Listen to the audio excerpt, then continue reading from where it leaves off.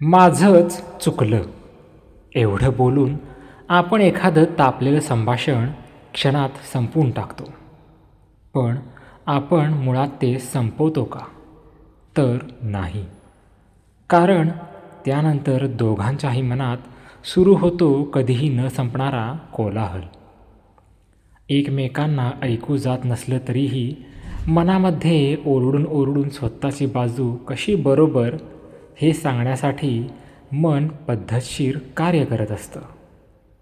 कालांतराने एक नीरव शांतता सभोवताली दरवळत राहते.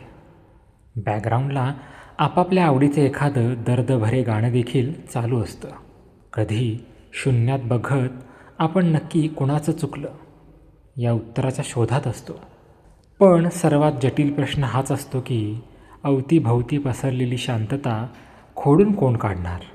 आणि इथेच नात्यातला सर्वात मोठा शत्रू जागा घेतो, तो म्हणजे इगो.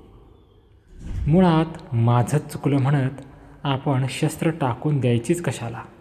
वादानंतर पसरणाऱ्या शांततेपेक्षा आधीच थोडं शांत राहून विषय हाताळता येतोच ना.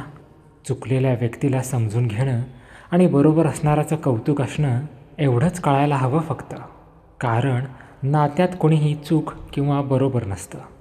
नात्यात फक्त एकमेकांसाठी असणं हेच महत्त्वाचं असतं. आणि ज्याला हे कळलं त्याला नातं टिकवावं लागत नाही. अशी नाती आपोआप चिरंतर टिकून राहतात.